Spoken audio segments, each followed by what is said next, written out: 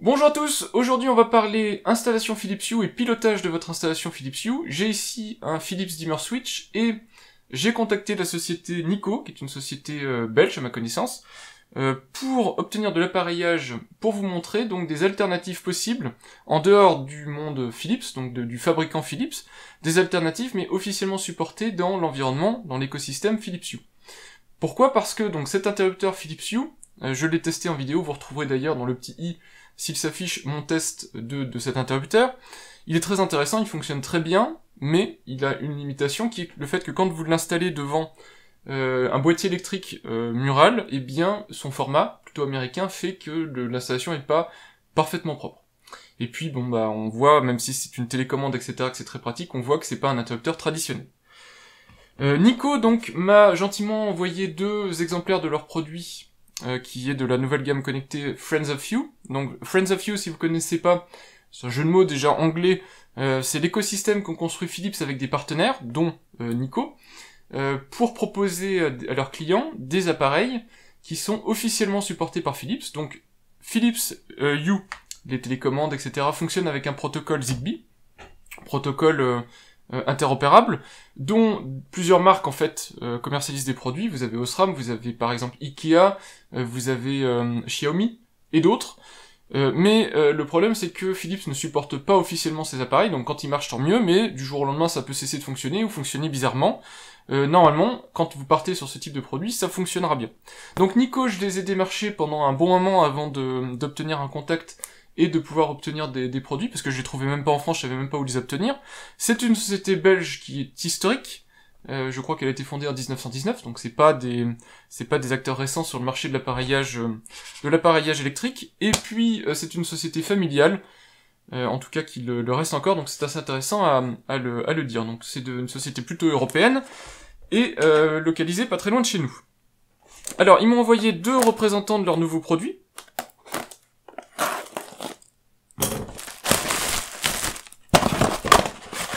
J'ai donc les 2 appareillages Nico, à savoir, alors c'est les 2 fois les mêmes. J'ai un dimmer switch blanc, et puis un dimmer switch noir, que j'aurais pu appeler noir, mais en fait je crois que la dénomination c'est anthracite, c'est un gris foncé. Alors, je vais déballer vite fait les 2, je pense que je vais installer le blanc, parce que c'est celui qui se compare le plus facilement avec le dimmer switch, mais je vais aussi installer le noir dans une autre pièce, comme ça je pourrais vous faire un retour sur du long terme. Je précise que mes tests se déroulent toujours habituellement en 3 parties. Donc dans cette première partie, je vais les déballer, les intégrer dans mon installation Philips Hue. Puis il y a une partie qui se déroule hors caméra de plusieurs semaines où je les teste pour vérifier si ça fonctionne bien, si j'ai des problèmes au quotidien, etc. Et je ferai un débriefing à la fin, donc je vous montrerai exactement comment je l'ai installé, et puis les problèmes si j'ai eu. Donc je vous montre le packaging, donc vous voyez c'est 2 fois le même paquet. Il y a juste ici le fait que c'est marqué anthracite ou blanc. On voit le logo officiel Philips Hue qui est dans le coin ici à côté du logo Nico, donc on voit que c'est un produit officiel Friends of Hue, ce qui fait toute la différence avec des produits Osram, Ikea ou Xiaomi comme je vous l'indiquais. Donc je vais vous montrer un des 2 produits, donc on voit qu'il est sans batterie, donc il fonctionne je crois en mode piezo, c'est-à-dire comme le produit Philips, le UTAP, donc le UTAP que je vous mettrai là, donc quand vous appuyez dessus vous générez de l'énergie. Forcément il est sans fil puisque c'est du protocole Zigbee. Et il nécessite le bridge V2, donc le pont Philips Hue qui est carré, et pas le pont qui est rond. C'est important avant de l'acheter, parce que si jamais vous achetez le produit et que vous ne pouvez pas l'appairer, c'est un petit peu dommage. Voilà, donc au niveau de la boîte, c'est à peu près tout. Il y a la description multilangue, et puis voilà. Je vais le déceller, et puis je vais vous montrer donc comment il est constitué à l'intérieur.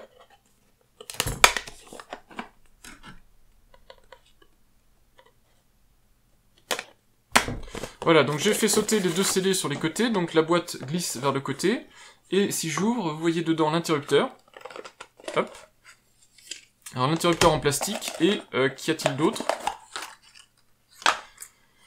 Sous le carton, vous avez les 2 autocollants double face 3M, donc assez standard, mais ça reste du 3M, donc c'est qualitatif, ça tiendra bien. Un manuel, et des consignes sûrement de sécurité. Donc les consignes de sécurité en général, vu que c'est des produits sur pile, etc., je ne vais pas les lire. Ici, vous avez par contre le manuel, qui a l'air d'être assez complet. Voilà, que je vous montre comme ça, mais de toute façon vous pouvez le retrouver en ligne si nécessaire. Donc en gros, vous avez les dimensions d'encastrement, ici. Alors ce qui est sympa, c'est que vous pouvez voir qu'au niveau du dos, c'est une dimension standard d'interrupteur, donc ça c'est ce qui va faire toute la différence. Donc on voit que ça c'est le haut du produit, et puis on voit ici, là et là, les deux encastrements pour les vis, donc un produit plutôt standard. Vous voyez les deux manières de l'installer, c'est pour ça que ça m'intéressait, c'est parce que vous pouvez le connecter, enfin le mettre directement sur un boîtier électrique. Alors je vous montrerai comment moi j'ai fait l'installation chez moi, mais l'idée c'est que ici vous chantez les câbles pour ne plus avoir un interrupteur traditionnel, mais vous gardez devant un interrupteur au même endroit, donc en général vos interrupteurs sont plutôt bien placés dans les pièces, donc c'est plutôt pratique. Si jamais ça ne vous intéresse pas, que vous voulez juste utiliser un interrupteur traditionnel, vous avez toujours la possibilité de mettre des autocollants, donc ça c'est toujours faisable. Ensuite pour le réglage, eh bien il y aura juste l'application Philips Hue à lancer. J'ouvre aussi la version noire, comme ça je vais pouvoir aussi vous faire une comparaison entre les coloris et les finitions. Hop, donc je dis noir, mais évidemment, comme je l'ai déjà dit, c'est un anthracite. Donc on va pas aller dans le détail du contenu de la boîte, puisque c'est strictement la même chose, hein, on a toujours affaire au même interrupteur. Mais voilà en fait la différence entre les deux produits. Alors je vais les mettre pour que la lumière reflète un peu, parce que la version noire est vraiment sombre.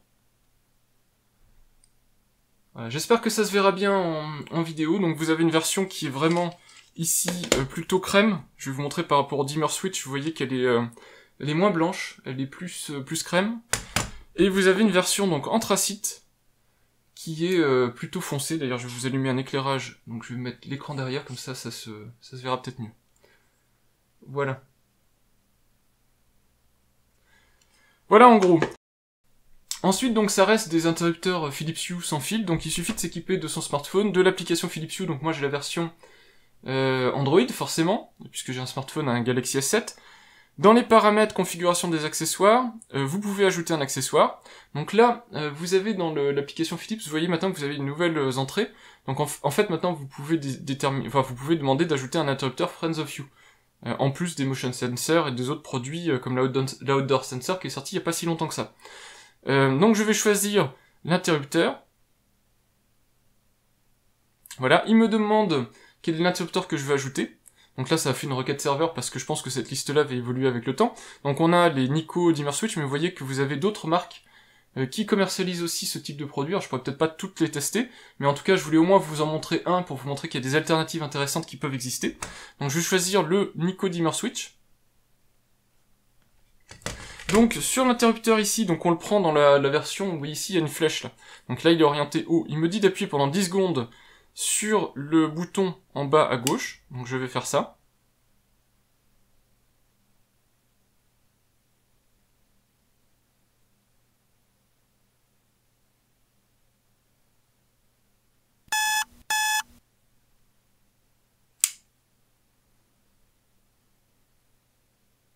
Donc il faut appuyer sur en même temps coin gauche et coin droit. Et l'accessoire a été ajouté.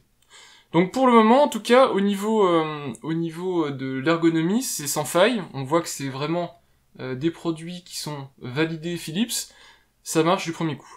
Donc ensuite, vous avez la possibilité de piloter des zones différentes, donc avec ces deux côtés-là. Donc moi, je vais piloter dans mon séjour, je vais piloter ma pièce séjour. Ici, je vais piloter la partie séjour principale, à gauche, et à droite, je vais piloter la partie secondaire, donc ce que j'appelle salon. Donc je vais piloter le séjour. Et à droite, je vais piloter la partie salon. Et donc avec, en fait, un interrupteur, je vais pouvoir remplacer 2 dimmers. Très probablement aussi, la grosse différence qu'il va y avoir entre ce type d'interrupteur et des produits standards Zigbee que vous mettez sur votre pont Philips Hue et qui peuvent marcher ou marcher correctement ou incorrectement, c'est le fait que comme on est dans un écosystème Philips avec des produits officiellement supportés par Philips, très probablement ces produits vont être mis à jour par votre pont Philips Hue, là où des produits Osram, des produits Ikea, des produits Xiaomi, vous allez avoir besoin d'avoir le pont officiel de la marque correspondante, donc pour pouvoir connecter ces boutons dessus, ou ces luminaires, etc., enfin ce que vous aurez acheté, pour que la mise à jour firmware se fasse. Donc vous voyez, c'est aussi la différence, là vous avez une solution tout en un, officiellement supportée sur du Philips. Bon, bah maintenant, il reste à mettre ceci, donc l'installer au mur. Donc moi, je vais utiliser le système de montage mur à la vis. Et puis, bah, je vais vous dire ce que j'en pense sur du plus long terme. Et on se retrouvera dans quelques semaines. Et puis, bah, je vous ferai un compte rendu de mon expérience d'utilisation. Voilà, niveau qualité de fabrication, je peux dire que c'est pas très haut de gamme au niveau de la finition. Si vous comparez à du Legrand Céliane et tout ça, là vous avez une plaque de plastique vraiment très basique et qui fait pas non plus très qualitative. Pareil pour les boutons qui sont dans un plastique granuleux standard, on va dire. C'est pas très haut de gamme. Ici il y a du jeu, mais je pense que le jeu va s'annuler peut-être, je l'espère en tout cas, quand je vais le fixer au mur. Mais pour le moment j'ai un petit jeu ici qui est pas super agréable. On verra si le fait de le fixer au mur le stoppera, ce petit jeu. Voilà, mis à part ça, vous avez vu qu'au niveau installation, ça se fait sans problème. Bon, bah il reste à l'installer, puis je vais l'essayer. Avant de reparler de la configuration logicielle de cet interrupteur, je vais vous montrer son installation sur mon boîtier électrique. Donc ici, c'est un boîtier électrique qui a un double interrupteur, donc pour les deux parties de la pièce. Donc, il faut d'abord veiller à identifier le haut de l'interrupteur. Il est identifié par une petite flèche au dos du produit, donc pour vous indiquer quel est le haut. C'est important pour savoir quel est le bouton en bas à gauche, etc. Donc quand vous avez repéré le haut, si vous faites un montage par vis, bah, il suffit tout simplement de venir glisser les vis dans les deux interstices prévus à cet effet. Ça se fait comme n'importe quel interrupteur mural, donc ça c'est très très classique. Ensuite il suffit de visser les vis. Moi j'aime bien faire une vérification au niveau à bulle pour être sûr d'être à peu près droit.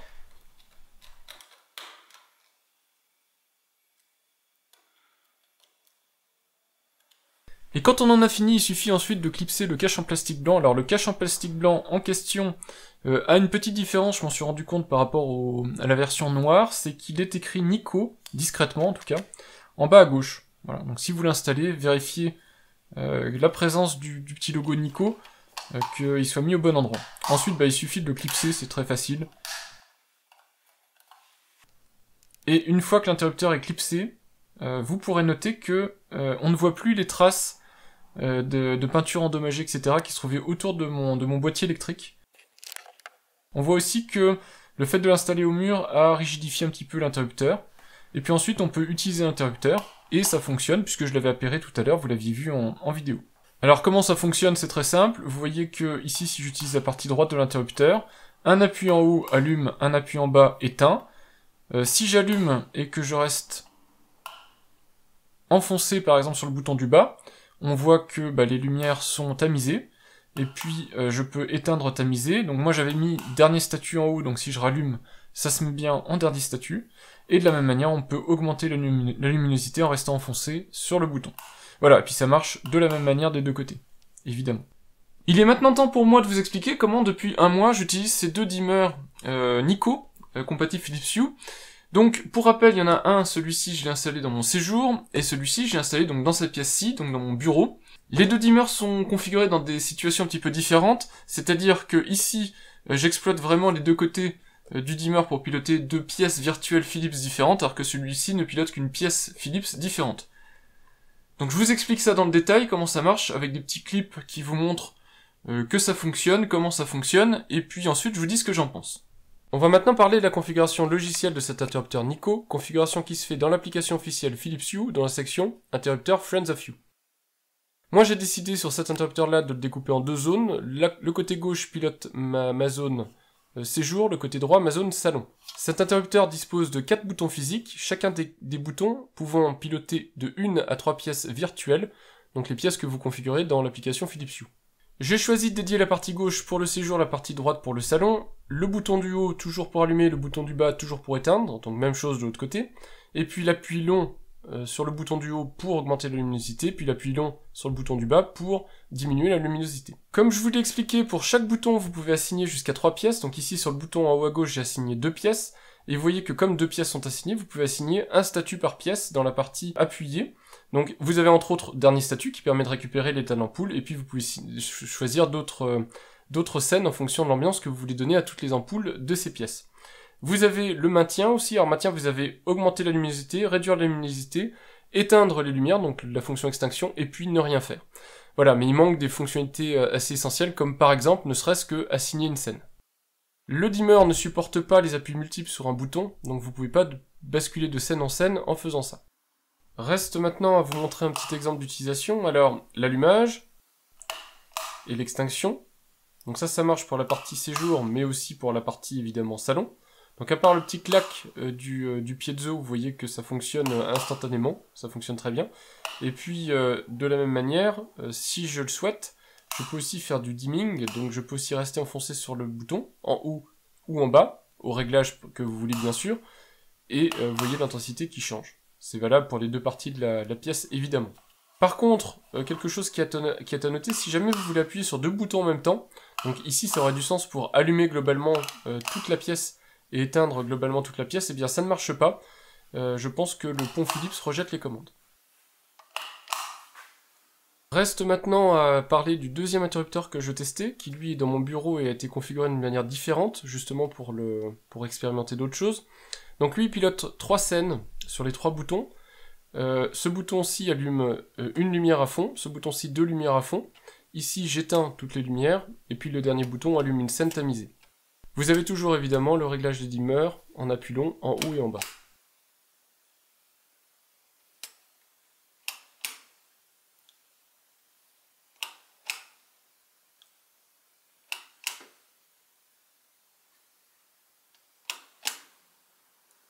Alors qu'est-ce que je pense de ces interrupteurs-ci en vrac, puisque je n'ai pas vraiment trié mes retours. Tout d'abord, ce sont des interrupteurs piezo. Il y a un apprentissage à faire, que ce soit pour vous qui vivez dans votre domicile, mais aussi pour les gens qui y sont de passage. C'est des interrupteurs sur lesquels il faut appuyer franchement.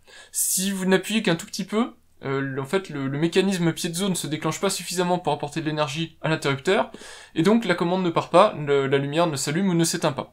C'est quelque chose à savoir, à prendre l'habitude, donc je dis pas que ça prend quelques jours à prendre l'habitude, mais n'oubliez pas qu'il faut bien appuyer sur l'interrupteur, sinon, eh bien, il ne fonctionnera pas. Ce n'est pas comme un interrupteur sur pile, qui est beaucoup plus souple sur ces points-là. Au niveau de la prise en compte des commandes, j'ai quasiment aucun reproche à faire.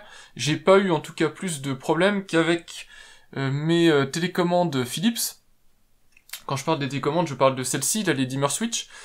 Ça leur arrive, elles, ces dimmer switch, d'avoir de temps en temps une ratée, une commande qui part pas ou une commande qui a une grosse latence, sans trop savoir pourquoi. C'est parce que, bah voilà, il y a d'autres ondes sur mon réseau domotique. Peut-être que le pont est occupé, je ne sais pas. Eh bien, j'ai le même niveau de qualité avec ce type d'interrupteur, donc c'est tout à fait satisfaisant. De temps en temps, vous ne savez pas pourquoi, vous avez beau bien avoir appuyé sur le bouton, il ne se passe rien ou il ne se passe quelque chose, mais avec un petit temps de retard. Et bien c'est pareil avec les dimmer switch, parfois, de temps en temps, mais c'est vraiment très rare. Le point que je trouve un peu gênant, mais ça va être spécifique peut-être à mon cas d'utilisation, c'est que j'avais décidé dans mon séjour, donc en fait sur l'interrupteur blanc, j'avais décidé de séparer les pièces, enfin les deux pièces virtuelles Philips, une à gauche, l'autre à droite, et j'aurais aimé pouvoir dire par exemple quand je rentre dans la pièce, j'appuie sur les deux, et quand je sors de la pièce, j'appuie sur les deux, pour allumer tout et éteindre tout. Et ça malheureusement ça ne marche pas, alors je sais pas si c'est un problème mécanique, un problème logiciel, si même dans le pont Philips, j'avoue que j'ai jamais essayé avec deux dimmers, si on appuie sur deux dimmers en même temps, qu'est-ce qui se passe?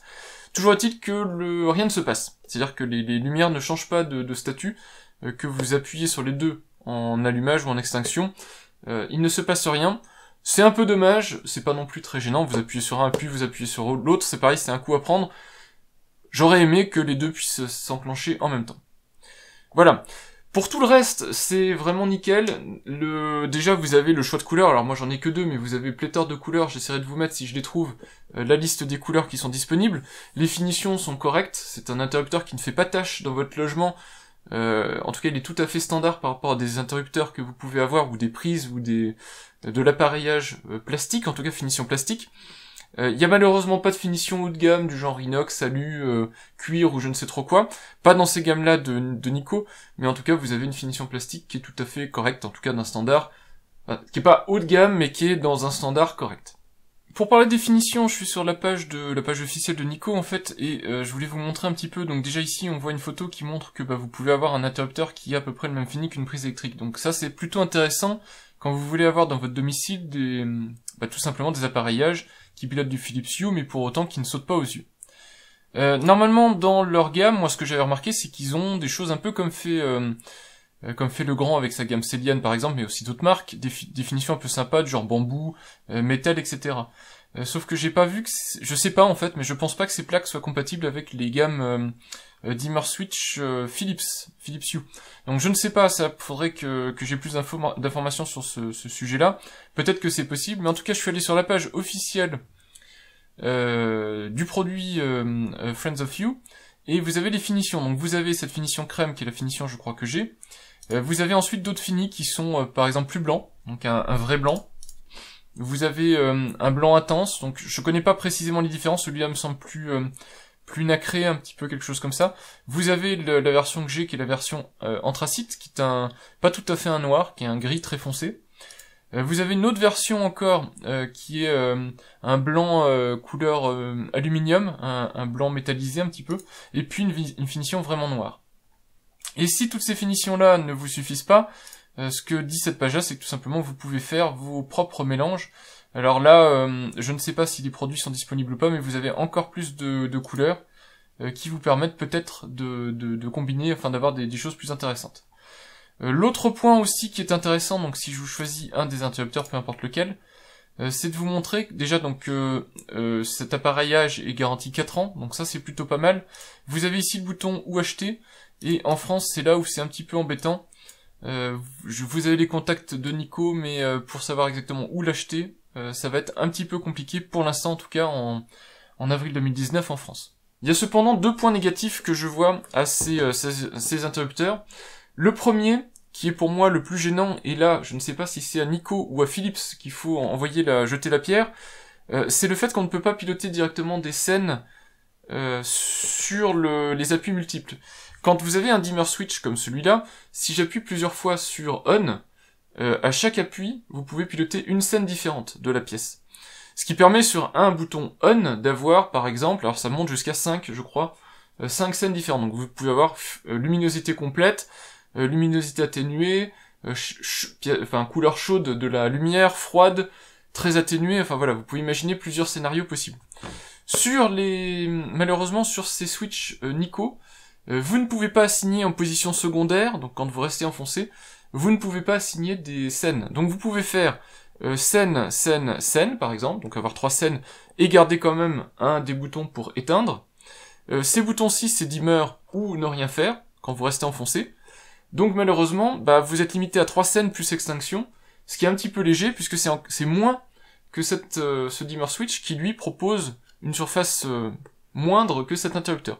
Donc je trouve ça un petit peu dommage. Il aurait suffi de dire, quand je reste enfoncé sur celui-là, c'est la scène 2, ou même autoriser l'envoi multiple, donc appuyer plusieurs fois à la suite, 1, 2, 3, ça fait la scène 3 sur le bouton 1, 1, 2, 3, ça fait la scène 3 sur le bouton 2. Imaginez le nombre de scènes qu'on aurait pu mettre sur ce type d'interrupteur, et surtout quand vous êtes dans le scénario, alors moi que j'ai avec le blanc, où vous décidez d'avoir une pièce virtuelle qui est le côté gauche et une pièce virtuelle qui est le côté droit, ça aurait permis de dire dimmer en appui long, dimmer en appui long en bas, donc pour atténuer, éteindre en bas, et ensuite ici j'avais la possibilité de mettre plusieurs scènes, alors que là je suis limité sur une seule scène, ce qui est dommage. Alors je garde de toute façon les dimmer switch sous le coude pour donner des scènes dans toutes mes pièces, donc je les ai, mais j'aurais aimé pouvoir le faire directement avec l'interrupteur. Ça c'est le premier point que je trouve un petit peu négatif, et puis le deuxième point que je trouve négatif, c'est le prix, parce que c'est clair qu'à 60€, c'est pas le produit que tout le monde va pouvoir s'offrir, ou en tout cas va pouvoir installer dans toutes les pièces de son logement. Pour autant, pour moi, c'est probablement, dans le monde Philips, le type d'interrupteur le plus intéressant à avoir, pas parce qu'il est le plus fonctionnel, puisque je vous l'ai dit, rien que ce dimmer switch, pour moi, est plus pratique d'utilisation au quotidien, en tout cas, propose plus de fonctionnalités au quotidien, mais celui-ci est celui qui s'intègre le mieux dans un logement, celui qui se verra le moins en fait. Et sauf si vous êtes amateur de high-tech et que vous voulez avoir ça au mur en continu, moi c'était mon cas, ça ne me dérange pas plus que ça, je trouve ces interrupteurs beaucoup plus élégants et beaucoup plus discrets quand vous avez ça installé au mur. Donc c'est pour ça que je vous les conseillerais malgré tout. Ils coûtent certes 60€, mais c'est pas si inabordable que ça quand on réfléchit au fait qu'un U-Tap officiel de chez Philips coûte lui-même à peu près le même prix, grosso modo, et n'a pas les capacités de look, en fait, que propose ce type d'interrupteur, puisque vous pouvez changer les plaques et compagnie. Par contre, vous aurez quelques limitations. Et puis surtout, le point noir, c'est comment se les procurer, ces interrupteurs. Alors, n'hésitez pas à regarder dans la description de cette vidéo, je vous mettrai des liens ou des magasins sur lesquels normalement vous devriez être en mesure de les trouver. Mais en tout cas, c'est sûr que pour le moment, c'est pas chez Amazon, Cdiscount, Fnac ou compagnie que vous allez trouver ce type d'appareillage. Peut-être que votre électricien peut vous les proposer. Ça, je ne sais pas, mais en tout cas, vous ne les trouverez pas facilement à Leroy Merlin, à Casto et compagnie. C'est pas le type de produit qui, pour le moment, est trouvable par le grand public facilement. Voilà, donc c'était mon test des Nico Dimmer Switch pour l'écosystème Philips Hue. Le premier produit de la gamme Friends of Hue que j'ai pu tester.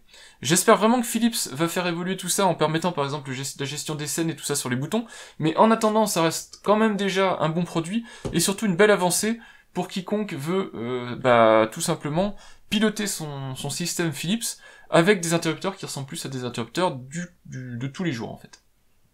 Voilà, j'espère que mon test vous aura intéressé, merci à Nico de m'avoir donné la possibilité de tester des interrupteurs qui sont difficilement trouvables en France. Et puis si vous avez des questions, des remarques et autres, n'hésitez pas à utiliser tous les commentaires qui sont là pour ça. Je répondrai avec plaisir à vos remarques et à vos questions. Merci et à bientôt. Au revoir.